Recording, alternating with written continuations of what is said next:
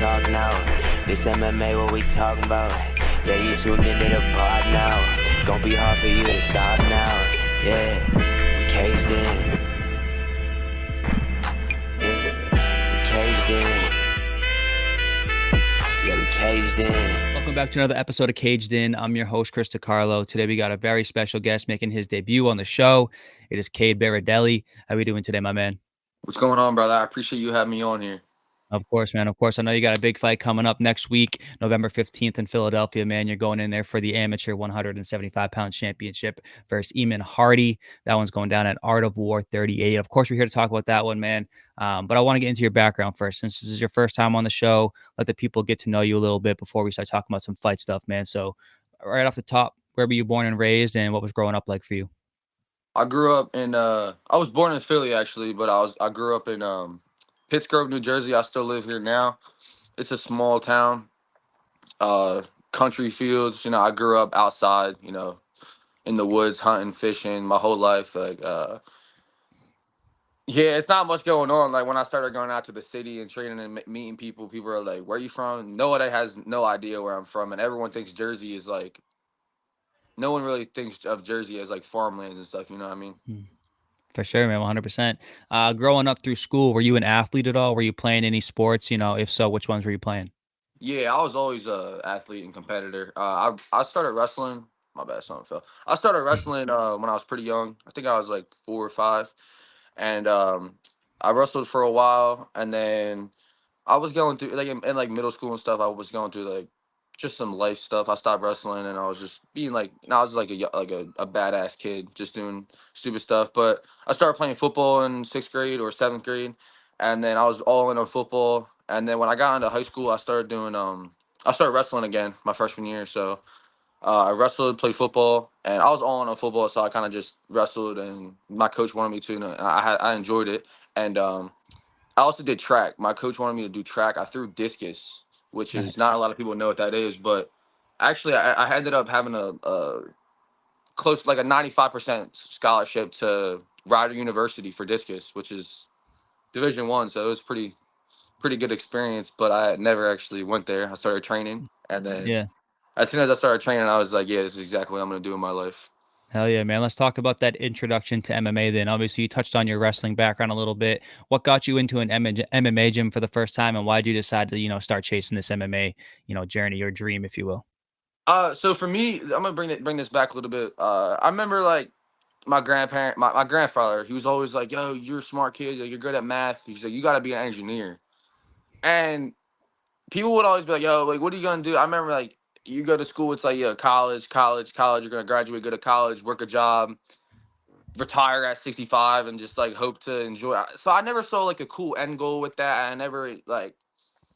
I don't know what I wanted to do, but I never knew that. I knew that the norm and what everybody else was saying they wanted to do, like be a cop, go to the army, firefighter, whatever. I just knew that wasn't what I wanted to do.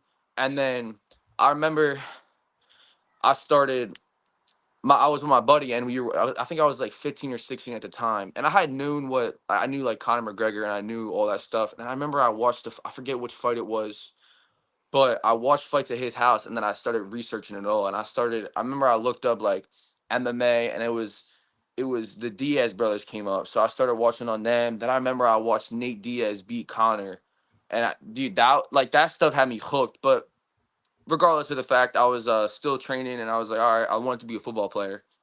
So Mhm. then that came around. I never really got like I was in talks, but I don't have too much money, you know what I mean? So I wasn't trying to go to college and have to pay. So I never had like a full ride anywhere. I had like partial stuff. So I was like, all right, I'm not doing this. And then track ended up happening, and I had a scholarship there. And my neighbor, he's actually my cameraman now. He's with me at all my fights. He does all my promos and everything. He was like, yo, I think he was a purple belt at the time in jiu-jitsu. He was like, yo, come train jiu-jitsu at Webb. I train at Webb Fitness and MMA. The owner is Jonavin Webb. He was a UFC vet, CFFC Mhm. champ back in the day. And I started going there, and I was working this job during the summer, and I would drive like a van all day, and I would go train. And I was like, dude, my first class, I remember I would like I felt like good. I was like I knew I had wrestling, so I knew a little bit, but I remember getting like messed up bad, like submitted by small guys, and I was just like, damn. the ego death is real. And then Yeah. that, like, getting into that was just jujitsu. I was like, dude, this is crazy. And then I was like, all right, well, I could fight. Like, I was like, I could definitely fight. Like, I always like grew up like, if we have a problem, we're gonna go fight out back. You know what I mean? Like, that's just Hmm. how it is. If me and you, oh, I didn't score that basket. No, I did score. You know what I mean? Like, we're gonna fight about it. You know what I mean? So I Yeah, for was like, all sure. right, I know how to fight. So I started. I went to a striking class, and it's crazy. Once you start striking, you don't understand how much you don't know. Yeah, for And then sure. like as you even get better into it, you realize how much you don't know. You know what I mean? So it's like Hmm. a never ending thing with that. But yeah, my neighbor, one of my best friends, Tommy, he got me into jujitsu, and then from going to Webb, I met a few people there, and then that got me going over to Philly and Marquez, and then once I started doing that, I was like, yeah, I'm not going to college, and that was that. There you go, man. Now you're just chasing that dream, man. I love that. For the people that haven't seen you fight before, man, how would you describe your fight style to them? So I think I'm very well rounded. My first fight I really wasn't. I was only training for like 10 months. So, and I had like you always fall back on what you know, and I've been wrestling for a lot of years, probably like 10 plus years. And my first fight I just wrestled the kid, and then my second fight I uh I knocked the dude out in like 10 seconds, and I wasn't really like I was striking, but I was probably only striking for like 6 or 8 months, and I was like, damn, I could knock somebody out. So then I got fascinated with that, and I started boxing. I started going to a boxing coach, and I just started striking real heavy, and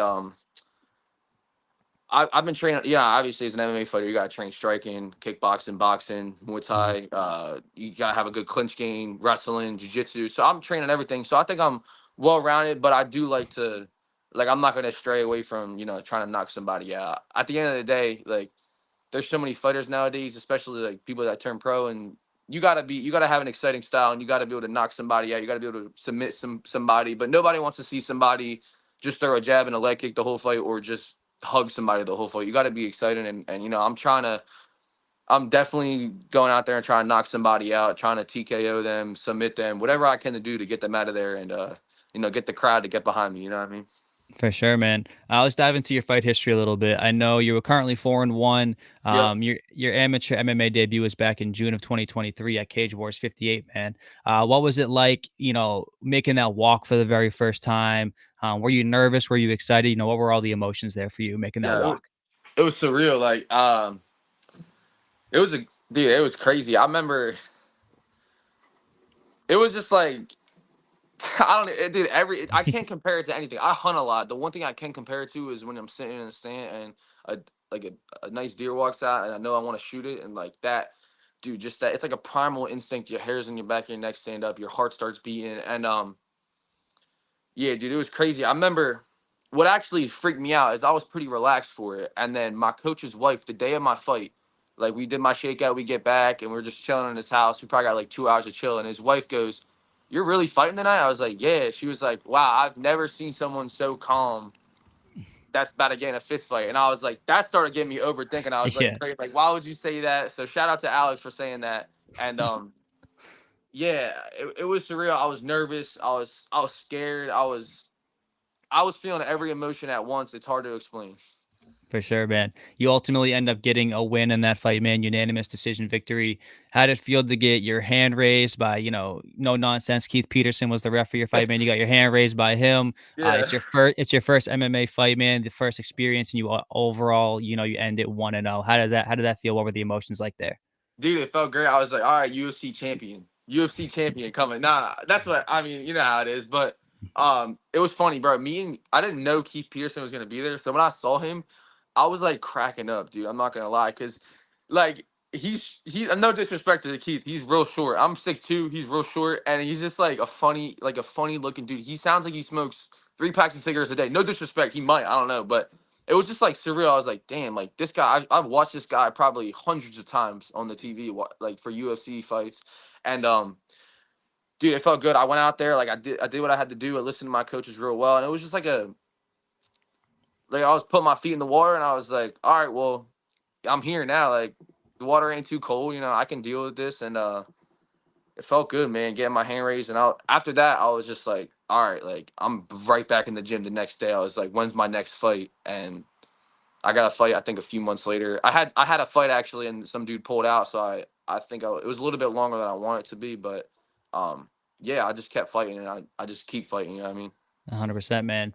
Your second fight, the one you talked about, where you landed that clean right hand on Rafael Barrientos, knocked him out clean in 11 seconds. Talk to me about that shot, man. Adding that performance to your highlight reel, and now you got that itch to knock people out that you talked about before, man. Talk about that feeling.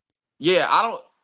In the moment, dude, I was like, he was like I think he's like 30 something. He's like he's a brown or purple belt, and dude, honestly, like I don't think like no disrespect to jiu-jitsu, but I don't necessarily think like depends what school you're training at, but I don't think like your belt transfers over to um MMA, you know what I mean? Like feel like you can make a black belt in MMA look like a white belt, or that I've heard that before. Somebody told me that, and I think it's pretty true.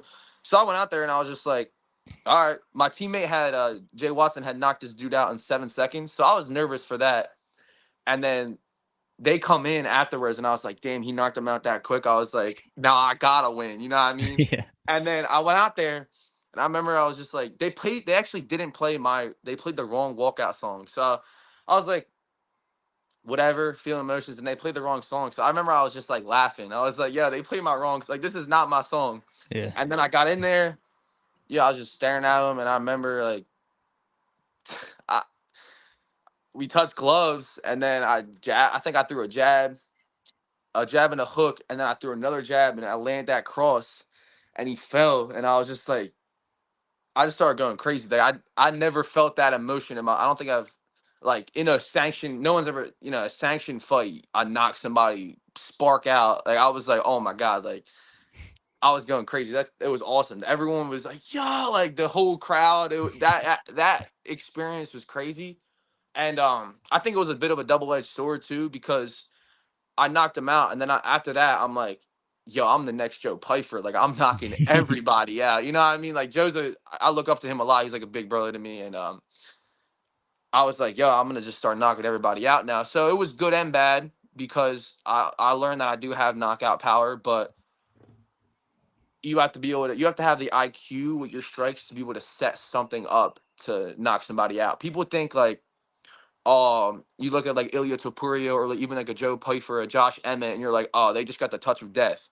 They do have a lot of power, but their IQ that goes into setting up that shot to land that clean right, that clean left, the IQ to set that up and the footwork and position and everything that goes into that is just that's like what makes it even more impressive when you see somebody continue to knock somebody out, because they just keep setting stuff up to land that perfect shot.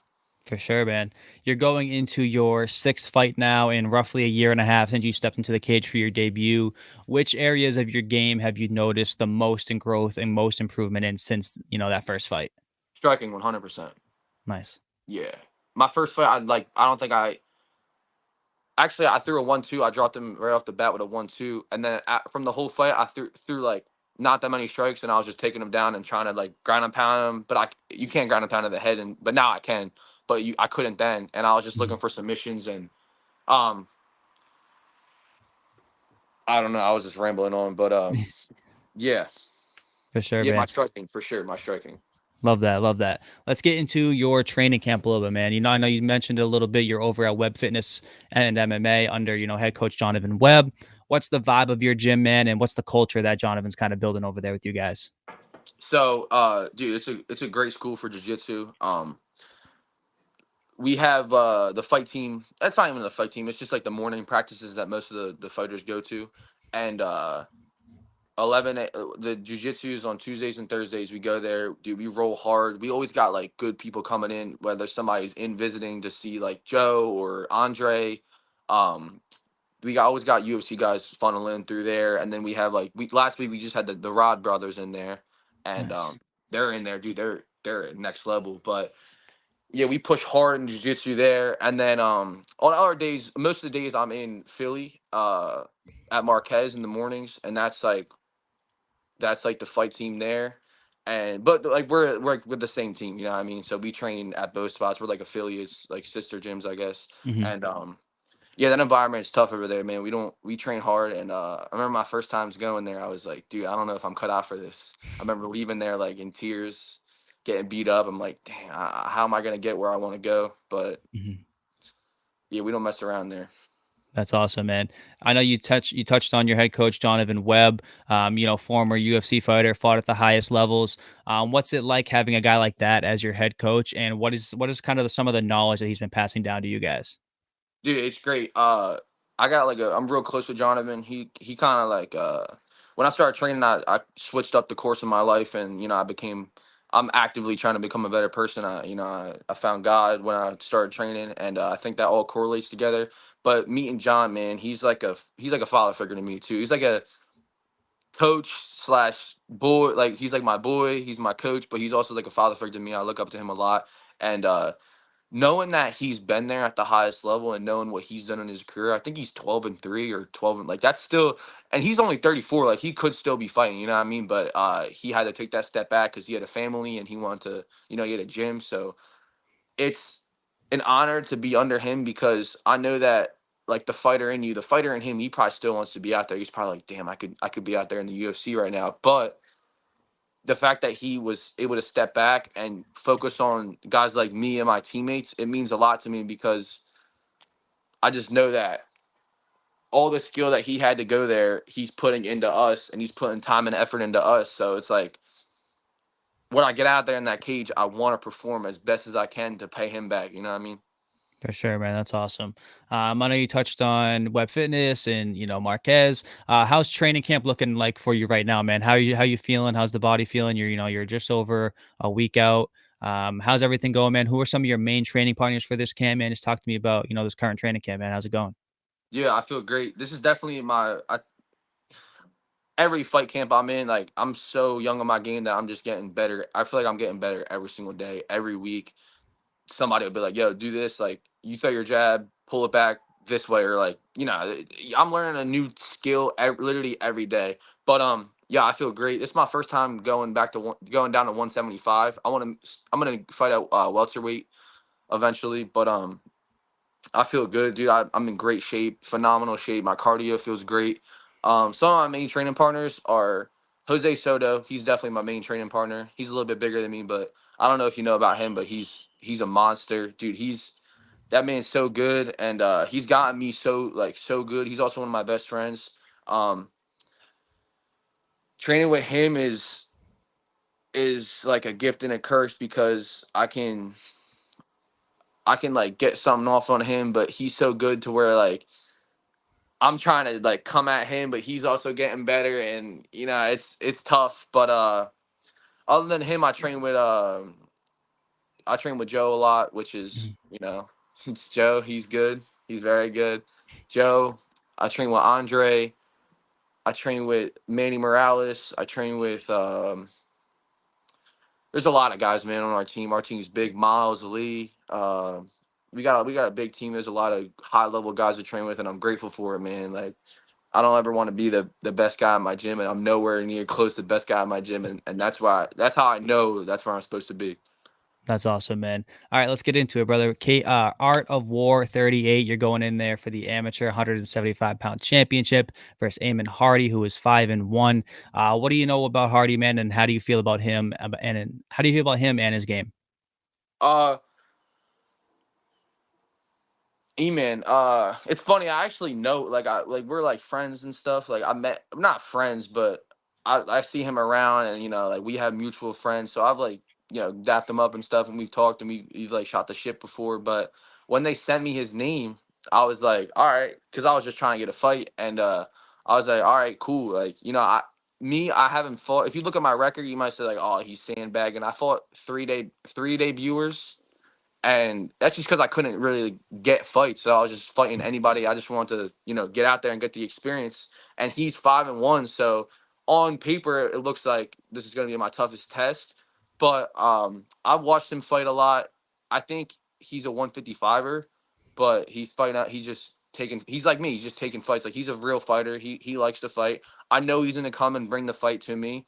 He's not going to shy away from a fire fight. He's not going to shy away from trying to grapple. He's a tough kid, but ultimately, I just think that the skills I've built and the IQ I've built, I'm still building, and I just think what I put together it'll show that I think I'm just levels above him. I'm not overlooking him, but I think that I'm gonna go out there and I'm not saying I'm not gonna face any adversity, but I think that whatever is to come, I'm prepared for it. And I've seen every look I can see from him in my gym through training with top level guys, some of the top best guys in the world. I think that I'm gonna go out there and get the job done 100%. I'm gonna get a finish. There you go. And then when you break this fight down stylistically, your skill versus his, where do you see yourself having the biggest advantages here? So I'm a lot taller than him. I think he's like 5'9", 5'10". So I'm gonna have reach on him, length on him, size on him. I think I'm gonna definitely. I don't think he's not really cutting much weight for this. I'm cutting a good amount of weight. I'm gonna have weight, strength, and I think I'm even gonna have speed. I know he's fast. I know he's got some good striking. I'm really confident in my grappling. You know, I've grappled a lot, had a lot of rounds. I think I'm going to go out there and be able to strike with him. And then I think I'm going to be able to, bring it to the ground and show my ground game and ground and pound at any time. There you go, man. And this is your first title shot of your amateur career. Does that add any, pressure to you? Does it make you excited? Is it just like business as usual? What are the emotions with there being a title on the line here? With me, it's always the same emotions when you're gonna fight. Like it's that same like you feel it in your like spirit, your core. But dude, it's just another fight to me, man. And where I see myself going and the goals I have for me, like this is just the next step. It just lets me know I'm in the right direction. So like for me, it's like, all right, I'm breaking it down. Like, yo, this is a title fight. Does it really mean anything? I'm an amateur. No. Does anything I do as an amateur really mean anything? No. Because when I turn pro, I'm 0-0. So this is just my next step in my journey, in my story of where I'm going. And yeah, I'm ready to go out there and do my thing. Nice, man. What can the fans in Philadelphia expect from Cade Berardelli once those cage doors lock on November 15th? Yeah, a lot of people have been, following me there. And fortunately enough, I sell a good amount of tickets. And there's a reason why people want to come see me fight. I'm going into the fight. I'm not trying to go in there and win a decision. You know what I mean? I've won some decisions, but I don't want a decision. I don't want to even have the chance that the judges mess anything up. I want to go in there and put him out of there, whether it's putting his lights out, ground and pounding him till the ref stops me, and or submitting him, whatever it is. I just want to get that finish, and I want to get my hand raised at the end of the day. There you go, man. Cade, I appreciate you coming on here, man, and taking the time and, talking to me about all things life and fights, man. Before I let you go, where can the people come find you on social media and anybody you want to shout out or thank before I get you out of here? Yeah, I appreciate you having me on. It means a lot. First, I want to thank Jesus Christ, my Lord and Savior. Everything I do is through Him. He saved my life, and literally the least I can do is just praise Him whenever I get the opportunity to. But my Instagram is Cade Berardelli, just my name, CadeBerardelli. Social media, I think I have a YouTube. I post on there a little bit. I got a TikTok. I'm not on Twitter, but yeah, I want to shout out Jose Soto, my main training partner. That's my dog. I appreciate him. Christian Bobby, influential to me. Jonavin Webb, John Marquez, my coaches, they mean a lot to me. Sam Pisa, he's a mentor to me, a role model, and other than that, everybody who comes out, supports my fights, everyone who shows love, shares my posts, comments, supports me, sends love, whatever that is, I appreciate all you guys. And next Friday night, it's going to be a good one. There you go, man. Cade, thanks for coming on once again, man. I appreciate you. I'll let you get out of here, make it back to training, and then get back on to the fight journey, man. Thanks for coming on, man, and I'll talk to you soon. Thank you, brother. All right, sounds good. Down for the count and he can't even talk now. This MMA, what we talking about? Yeah, you tuned into the pod now. Gonna be hard for you to stop now. Yeah, we caged in. Yeah, we caged in. Yeah, we caged in.